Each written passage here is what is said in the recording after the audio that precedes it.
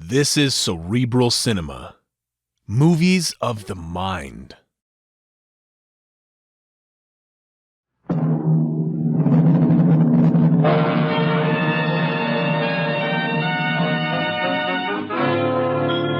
Dangerous Assignment, starring Brian Donlevy as Steve Mitchell.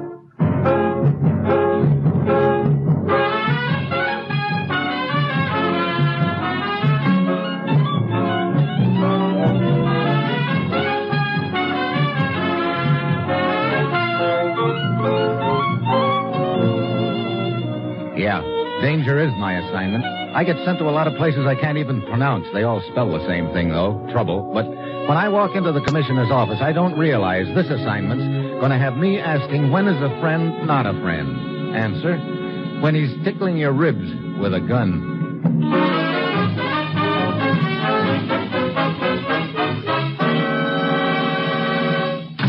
Well, here he is, Commissioner. Thanks, Ruth. Morning, Steve. Commissioner? I suppose I fooled you right out of a big deal as usual. No, this time it was strictly business. I was getting caught up on my paperwork. What? Honest, I was bringing my files up to date. Yeah? How many telephone numbers make up a file? That's what I thought. I have your papers at my desk when you're ready, Steve. Thanks, Rose. Well, what's the deal, Commissioner? Take a look at this map of Eastern Europe, Steve. This country right here. What about it? Politically, it's being torn apart. There are two major parties at odds with each other and a well-organized minority who'd like to keep them at odds. Pretty familiar pattern. Yes, it is. But right now, it's vital to Western Europe and to us that this particular country be united into a democratic form of government. And there's only one man who can unite that country. Don't tell me it's me. No. Dr. Corvell. Dr. Corvell, but he's no politician. That's the point, Steve. Dr. Corvell has no political affiliations. He's that country's leading citizen, a scholar, a scientist, a man of stature. Yeah, he could be just the man for the job. As you know, he's been living in this country since the war, but now he feels it's time to return to his own country. There's to be a vital meeting of the legislature over there in 3 days, a meeting that could determine which way the country goes. If Corvell could pop up at that meeting, it might turn the trick. So what do you want me to do? Escort the good doctor over there? He's already left. What? Yeah, the day before yesterday. Well, then I don't get it. Why call me on the deal? What more's to be done? I'm coming to that, Steve. Dr. Corvell realized that the organized minority would try at all costs to prevent him from reaching his destination. So he's traveling incognito. Plans to reach and enter his country secretly. But I still don't see... His plan was to go directly to the house of a friend in the capital of his country. This morning we found out that this so-called friend is actually a member of the minority. What? Yes, it's a death trap for Dr. Corvell. Now, Steve, you've got to intercept Corvell before he reaches that man's house. Brother, have you any idea where Corvell is now? We know only that he was planning to contact a person named Dravik in the town of Rizma, across the border from his country. Now, Steve, get over to Rizma. Try to find Dravik. And above all, get to Corvell before the opposition does. And remember, from now on, every minute counts double. Well, that's it. You've got your assignment. Good luck.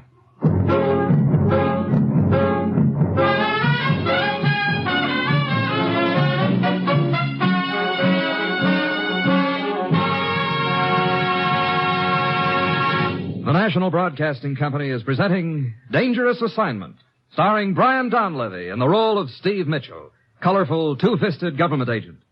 At all those places of the world where danger and intrigue walk hand in hand, there you'll find Steve Mitchell on another Dangerous Assignment.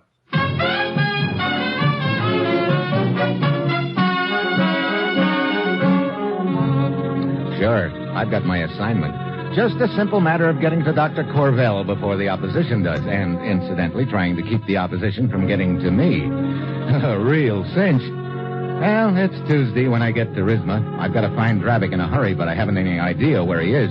There's only one hotel in town, so I check in, and then I ask the desk clerk about Dravik.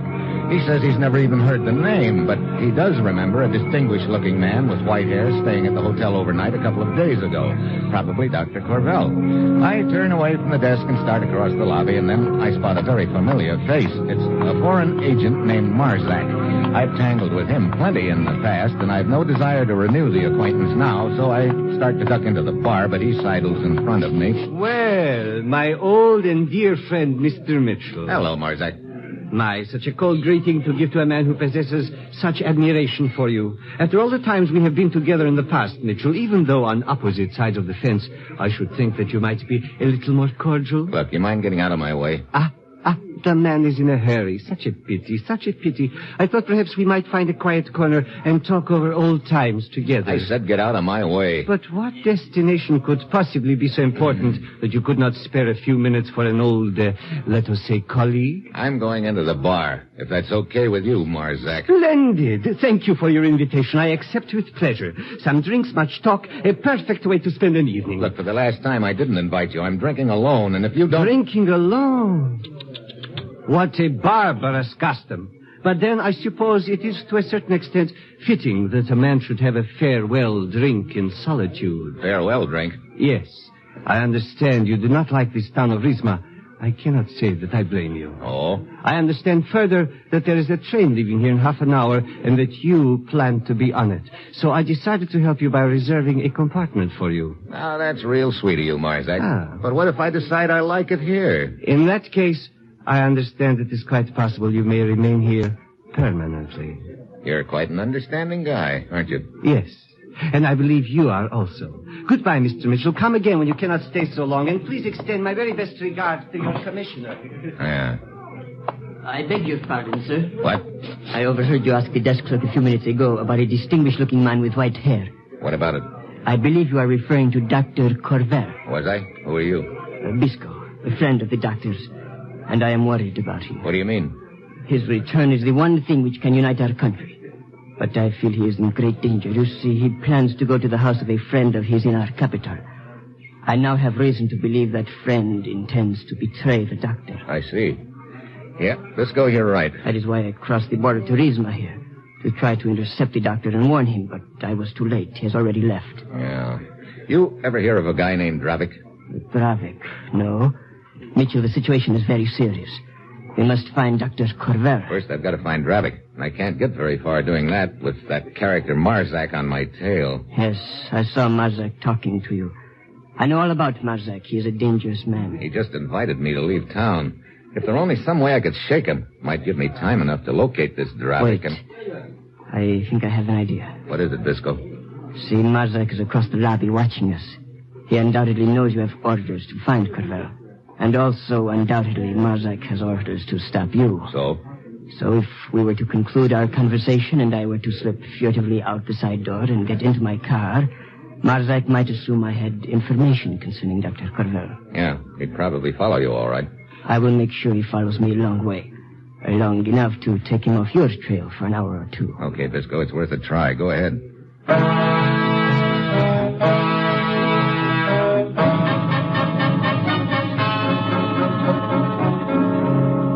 Bisco slips out the side door and Marzak starts after him. So far, so good, but I still don't have any leads on Dravik. I head for the bar to figure it out and where to start, and pretty soon a girl eases over to my table. Hello. Hi. I am sorry. Are you lonely? No, I'm Steve, but sit down anyway. Oh, thank you. You want me to buy you a drink, I suppose? Oh, I figure that will do for the moment. Well, that's a switch. Here.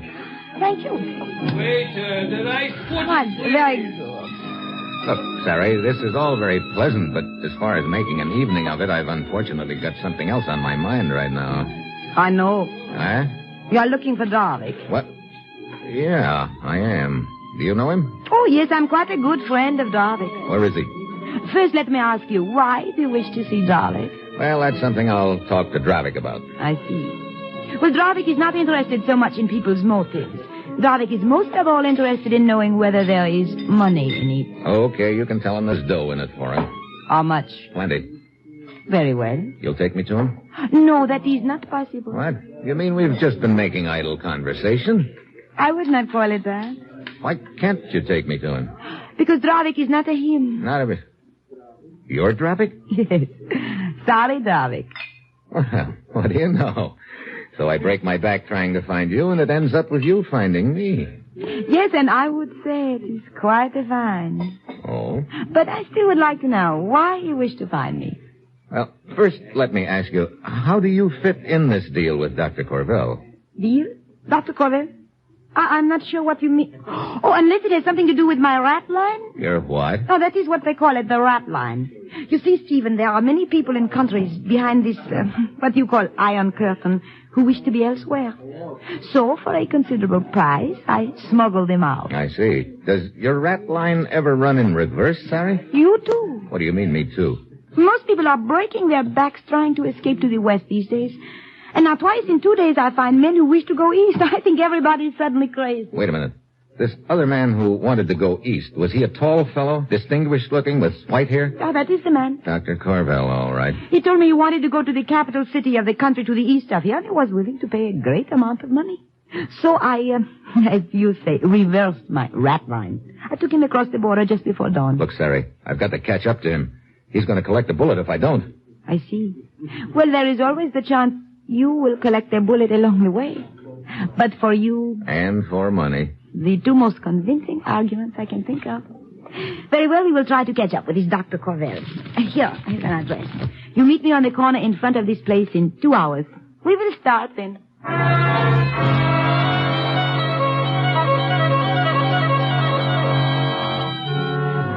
I head back to my hotel. Then, as I open the door to my room, I see I've got company. There's a local cop on one side of my room, and on the other is a woman I've never seen before. But right now, she's acting like we were long-lost enemies. There he is, officer. Huh? That is the one. I insist you arrest him at once. Hey, what is this? This woman claims you stole her jewels. Stole her jewels now. I am Look. positive of it, officer. This man is Hugo Brisac, the notorious gem thief. Hugo Schmoogo. I'm Steve Mitchell from the United States, officer, and if you'd care to look at my credentials... You see, officer. As I told you, this thief frequently poses as an American agent. I'm afraid you'll have to come with me. But this woman's mistaken. Unfortunately, I found her jewels in your suitcase. What? So you must come with me. Wait, I get it now. Anything to delay me, huh? Look, lady, I don't know who you are, but I sure know whom you're working for. Arrest this man. You will come quietly. Sure, officer. Real quiet. Sorry, Buster, but I haven't got any time to waste right now. Oh, drop dead.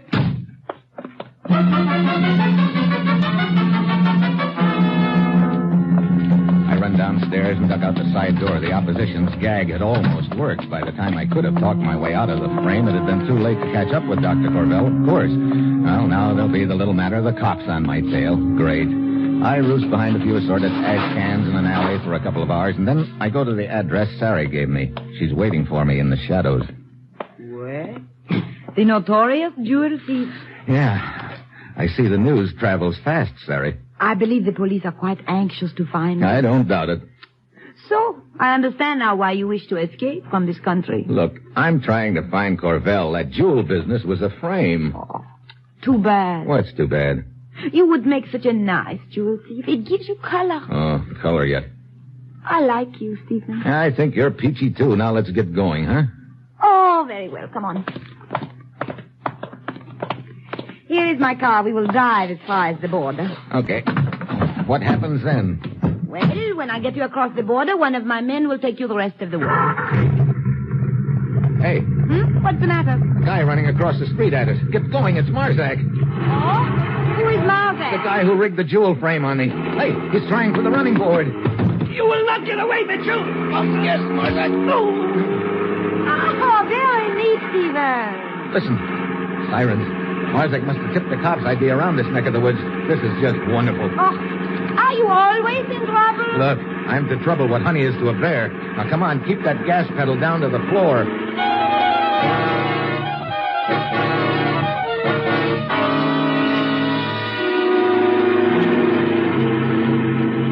It's no good, Sari. 3 miles out of the city and they're still on our tail. They are not gaining any, Stephen. Neither are we, Optimist. And a half a mile's not enough lead. The cops behind me, ahead of me, the border, and who knows what. Lucky Mitchell right in the middle again. The river is just around the bend, Stephen. Then our problems will be over. What do you mean? Hey! A turn! Come on, Stephen. Huh?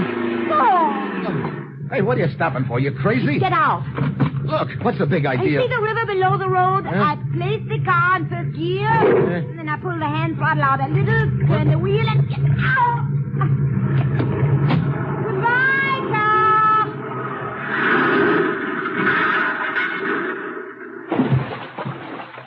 Quick. Now, into the bushes. Now, this is fine. Now, we just wait while they go by. Hey, pretty neat. Looks like you're an old hand at this, Sari. Oh, it is not hard to learn. But isn't running a car into the river sort of expensive? It'll go on your bill. Oh, I see. Here they come. So now we go across country to the border. It's only a kilometer or two. Lead the way.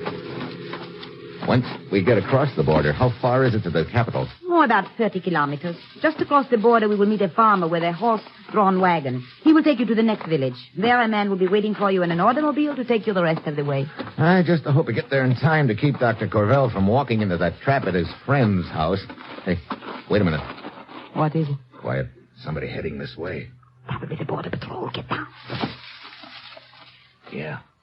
I see them. Perhaps we had better get closer together. Yeah, Like I said, you seem to be an old hand at this. Like I said, it is not hard to learn. Hey, quiet. Here they come.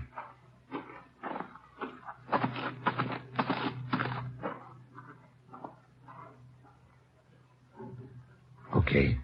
I guess we can go now. Do you really want to? Oh,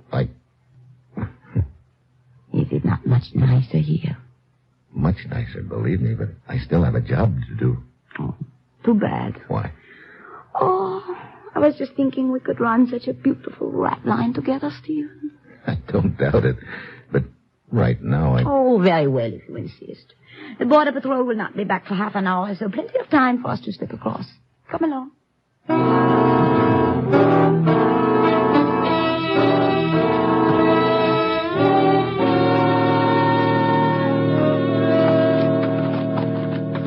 There's the farm and his wagon, Stephen, waiting in the shadows. Yeah, I see them. Dimitri? Yes, hurry. Well, this is goodbye, Stephen. I wish you were not leaving. I'll be back. I wonder. What do you mean? I have the strangest feeling I will not be seeing you again. Well, that's a cheerful thing to say. You had better hurry. Yeah. Wait. Hmm? Now go. After that, you think you won't be seeing me again? Oh, you can count on it. Goodbye, Steve. Okay, Dimitri. Shove off. Get up. Hey, where's this village we're heading for, Dimitri? 5 kilometers. Wait, why are you turning off the road? This is a shorter way. Oh. Many patrols in this area?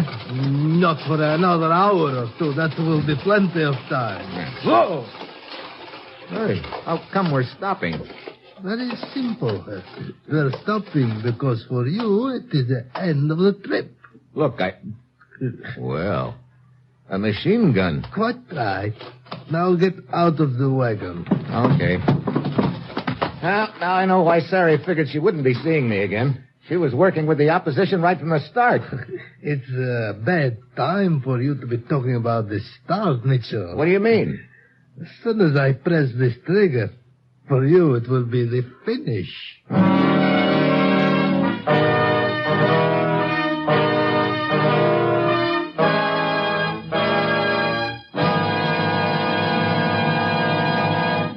You're listening to Dangerous Assignment, starring Brian Donlevy as Steve Mitchell.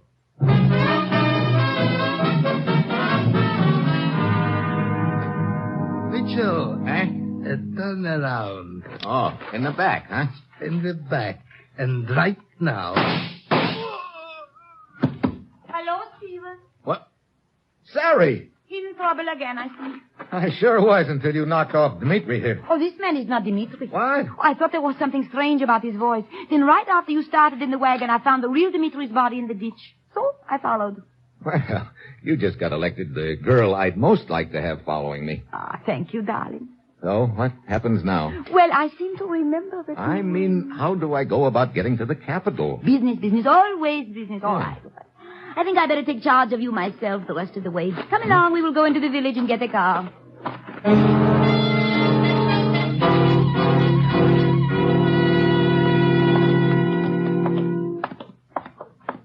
Hey, look. Where is this car, anyway? In the garage, just a few doors farther. Good. I've got no desire to be wandering around these streets any more than I can help. Marzak's boys might spot me. Stephen, wait. What? Some men in front of the garage. Quick, into the alley. Did they see us? I don't think so. Who are they? I don't know. That's the garage where you keep the car, huh? Yes. They must have gotten tipped somehow. Great. What do we do now? It's too far to walk to the Capitol. Stephen, look. They've started this way. Must have seen us. Come on, down the alley. Quick, Stephen, stop. Stop. Are you kidding? The door, an empty warehouse. Okay. Hurry it up. Brother, dark in here. We should be safe here. Yeah, but it's not getting us any closer to Dr. Corvell. Steve.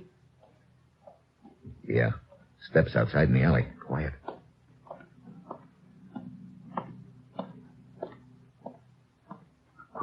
They have passed by. Yeah.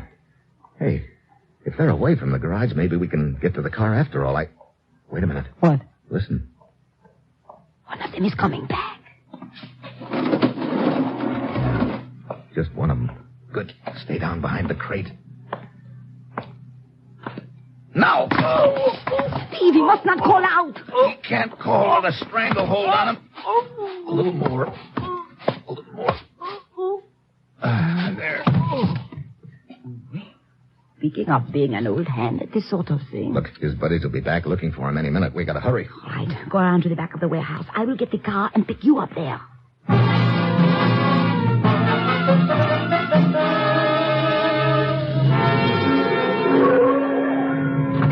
Hop in, Stephen. Okay. You sure didn't waste any time. No, of course not. We must get the business over with fast, no? Well... Stephen, I have good news for you. I could use some right now. What is it? I learned from my man in the garage this Dr. Corbell was delayed getting across the border. He is now less than an hour ahead of us, and he's riding in a truck. Think we can overtake him before he gets to the city? It will be fun trying, Stephen. Hey, there's a car coming up at us fast. Oh, I see it. It's Marzak. Brother, what a tough guy to shake. Watch out, he's pulling alongside. This is for you, Mitchell. Get down, Sari. Let us make Marzak get down instead. Hey! Just giving him a friendly little nudge. Oh, brother, right into the ditch. A friendly little nudge yet. Remind me never to get you mad at me. Now, let's see if we can catch up with that truck.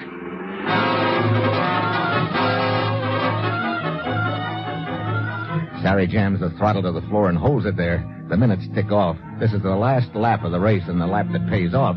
Up ahead of us somewhere, Dr. Corvell in the truck riding innocently into a death trap, and Sari and I in the car trying to catch up with him before the trap is sprung. But at least we've whittled down the opposition. Marzak's out of commission. Also the fake wagon driver who tried to machine gun me. That should leave just a friend whose house Dr. Corvell is heading for. Finally, we get to the outskirts of the city. Then Sari points up ahead. There's the truck, Stephen. Yeah. You sure that's the one Dr. Corvell's riding in? Yes, I recognize it. It is my truck. Wait a minute. How about the driver? Oh, he's one of my men. He can be trusted. Okay. As soon as we get up to the truck, pull alongside it and tell the driver Stephen, to... look coming out of the side street. A hay wagon. Oh, it has stopped in the center of the road. Oh, brother, the other team's throwing everything at us but the water boy. I think I can get around it. Hey, now look, don't try to nudge that hay wagon into the ditch. No, we will turn here. Oh, brother, another inch and we'd have lined up with the rest of those tomatoes on that vegetable No, stand. down the alley. Hey, watch out, that cart! Are you still with me? Yep, I got enough feathers on me to pass for Sitting Bull. There. We should be around the hay wagon. Now we will turn back onto the road and catch the truck. Hey, the truck's nowhere in sight. Oh, but he could not have gotten far. Oh, great, to get this close and then... There, look. There it goes, down the side street. Yeah. Oh, it's only a block ahead of us now. Wait, it's stopping in front of that house up ahead. Dr. Corvell's getting out. He's going up the stairs. Stephen, we are too late. If I don't catch him now, this race is going to turn into a dead heat. Jam on the brakes. Dr. Corvell! Dr. Corvell, wait! Who are you? Steve Mitchell, government agent from the States. Get away from that door. No, this is a trick. Let go of me. Now, look. My friend Miklos is inside. Let go. Your friend Miklos has a bullet for you. Take your hands off me. Get down. Miklos! I've got him. Oh, boy. One more second would have been too many. I hope I never have to cut it that close again. I cannot believe it. I thought Miklos was my friend. Yet all the while he was planning to betray me. Well, it's all over now anyway. Come on, Dr. Corvell. Let's get you over to the legislature.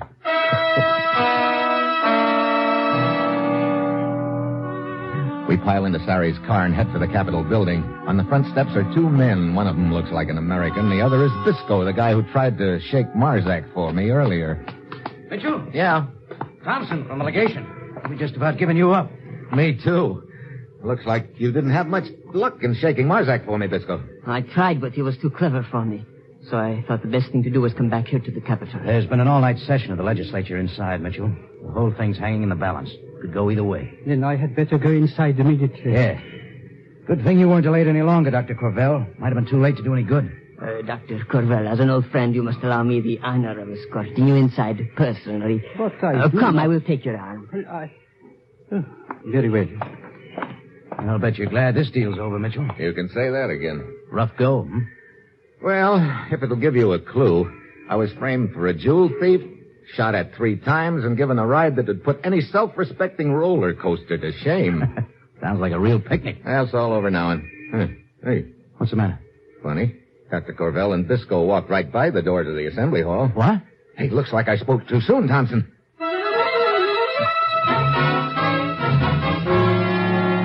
I slipped down the stairs and around into the alley beside the building. There's a car parked by the side door. I hugged the wall. A moment later, the door opens, and out comes Dr. Corvell, followed by Bisco. Into the car, Corvell, and remember, I'm holding a gun on you in my pocket. Guess Corvell's got no friends at all, Bisco, huh? Mitchell, Yeah, Mitchell. get your hands off me. I will kill you. I've got your wrist. You pull that trigger now, and you... What a hard guy to convince. He shot himself. Yeah, trying to do likewise to us. Who is he? I have never seen him before. That's what I figured. Come on. When he took my arm, I could feel the gun in my side. Didn't leave you much choice but to go with him. Mitchell, you okay? Yeah. Okay, Dr. Corvell. Better get in the assembly hall. Yes, Thank you, Mitchell. Thank you. I hope he's in time. Hey, listen. I guess that's your answer, Thompson. Yeah, I guess it is all right. Well, I suppose you'll be wanting to get back right away, Mitchell. I can get you a plane reservation. Well, as a matter of fact, Thompson, I already have my transportation all lined up. Oh? Oh, you mean over there in the car? Yeah. Ah, I see your point. Oh, no, you misunderstand. Are you sure? Nope, I'm just thinking of my own safety. Safety? Look, air travel's pretty safe these days. That's not what I mean. I've already seen what she does to guys she gets mad at. After all, you can't blame a guy for thinking of his own neck, can you?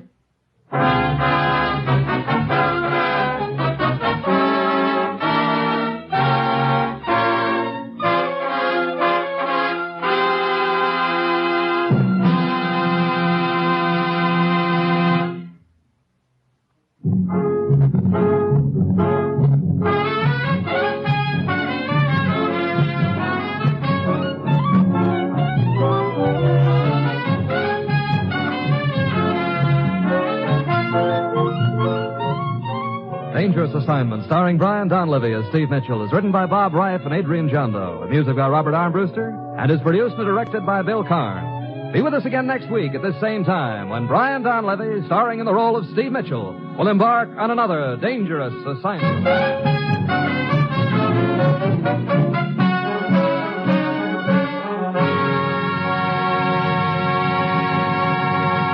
Dangerous Assignment came to you from Hollywood. Now it's The Man Called X. Tomorrow, hear the big show on NBC.